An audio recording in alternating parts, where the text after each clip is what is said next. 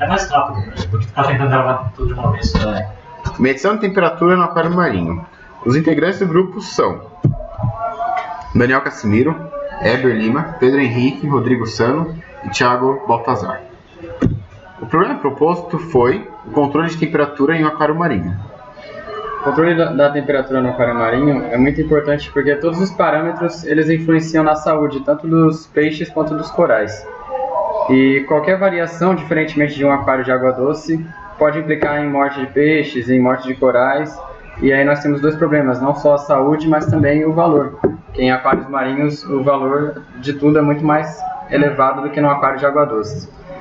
E os pontos importantes em questão são a variação de temperatura abrupta, ou seja, que ela varia muito rapidamente ou muito mais do que 1 grau, um gap de muito mais do que 1 grau.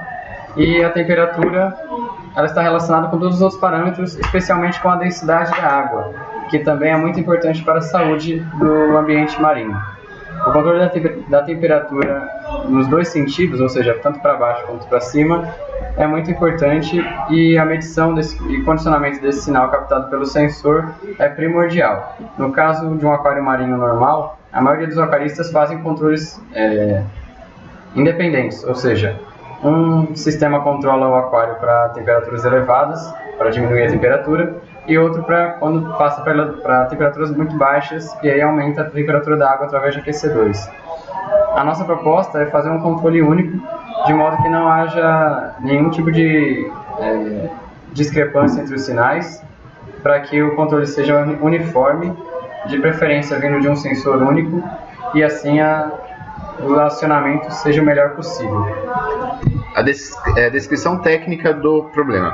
Para isso, a gente utilizou um LM35, que é um sensor de temperatura, que ele possui na sua saída uma escala linear de 10 mV por grau Celsius de variação. Dessa forma, utilizando controles de amplificadores operacionais comparadores e divisor de tensão, fizemos um circuito capaz de identificar uma variação numa determinada temperatura definida no projeto. Essa temperatura foi de 26 graus para mais 1 ou para menos 1 grau de variação. Certo. Esse sensor é um sensor analógico que já tem um condicionamento interno e ele pode trabalhar numa escala de 55 graus negativos até 150 graus Celsius positivos. O encapsulamento ele é a prova da água, então o que para o nosso projeto é interessante, você pode deixar ele em contato direto com a água sem nenhum problema, e assim é um projeto também de baixo custo. Existem dois transistores no centro do circuito, o Q1 e o Q2. O transistor Q1 tem 10 vezes a área do emissor Q2. Isso significa que ele tem 1/10 da densidade de corrente, uma vez que a mesma corrente passa por ambos os transistores. Essa diferença provoca uma tensão através do resistor R1, que é proporcional à temperatura absoluta e quase linear na faixa de temperatura útil para o sensor. O amplificador A1 garante que a tensão na base do transistor Q1 seja proporcional à temperatura absoluta.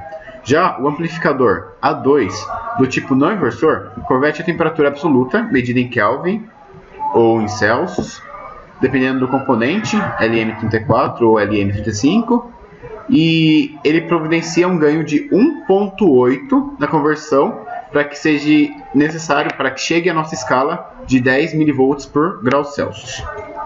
Certo. Seguindo, a gente tem o controle. O circuito de controle ele consiste em dois amplificadores comparadores, o 1 e o 2.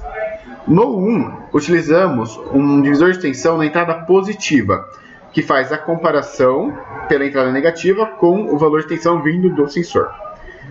Desta forma, quando o sensor tem uma tensão menor que 255 mV, ele ativa esse amplificador comparador, de forma que gera uma tensão de saída maior que 5 volts, em torno de 8,8 volts para o nosso caso de uma entrada de 9, que ativa o relé que permite a passagem de corrente para o atuador U4, que corresponde ao circuito de aquecimento do sistema. Já quando a gente tem o amplificador U2, é necessário fazer o oposto. A partir de determinada tensão, nós queremos que seja ativo o sistema. Dessa forma, colocamos o sensor na entrada positiva do amplificador e o divisor de tensão na entrada negativa do amplificador. Assim, quando a tensão de saída do sensor ultrapassa o valor de 265 mV, ativa-se a saída do relé X2. Nesse caso, ele liga o sistema de resfriamento, o cooler, do nosso circuito. Assim, consegue fazer um cambiamento entre os dois, entre uma temperatura de 25,5 graus Celsius e 26,5 graus Celsius. Dentro desse gap de 1 grau Celsius é a nossa temperatura ideal, que para os peixes que estão no nosso aquário não irá importar se fica um pouquinho a mais, um pouco a menos, apenas não podemos deixar que ultrapasse esses limites definidos.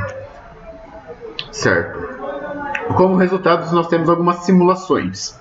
Nesse caso, a gente fez uma simulação a temperatura de 25,5 graus Celsius, que é a nossa temperatura inferior. Conforme conseguimos ver aqui, pelo multímetro XMM1, apresentado no lado superior esquerdo, a gente tem uma tensão de 8,117 volts, o que aciona o nosso relé, proporcionando um aquecimento da água. Já na próxima simulação, a gente tem uma temperatura de 26 graus, que é uma temperatura ideal para o nosso aquário. Portanto, a gente não tem uma variação nem de temperatura para cima ou para baixo. Desta forma, nenhum dos dois relés estão ativos, conforme mostrado nos multímetros aqui. Já na terceira simulação, temos uma temperatura de 26,5, que é o nosso limite superior de temperatura. Portanto, nós conseguimos ver no multímetro XMM2 uma tensão maior, que é de 8,116 volt. Dessa forma, a gente aciona o circuito de resfriamento do sistema. Tivemos agora dois valores de temperaturas absurdos, que seriam valores que a gente não pode deixar que chegue, mas que, caso aconteça, a gente tem que acionar o sistema, que foi de 24 graus Celsius à nossa esquerda e 28 à direita. Portanto, quando está 24 graus Celsius, é necessário aquecer a água. Por isso, a gente tem o multímetro 1 ativo, que nesse caso equivale à saída para o relé. Já no caso à direita, temos um superaquecimento, então a gente precisa esfriar. Nesse caso, temos o multímetro 2. Esses dois testes foi simplesmente para validar, porque não é ideal que chegue numa temperatura tão baixa, numa temperatura tão alta do sistema, e que ele seja ativo antes. Conclusão. Como nesse circuito já temos um sinal pré-condicionado, foi necessário apenas realizar o controle da saída do sensor. E esse controle ele foi mais dinâmico, mais útil, por quê? Num sistema real, nós temos dois sensores medindo. Esses dois sensores podem gerar uma diferença de temperatura, um erro, o que pode ocasionar, por exemplo, ao mesmo tempo que está aquecendo, resfriando, por erros ou problemas na medição. Dessa forma, a gente tem apenas um sensor medindo, que garante um pouco mais de confiabilidade, e ainda assim, esse mesmo circuito ativa o sistema de aquecimento ou de resfriamento, que nesse caso seriam independentes.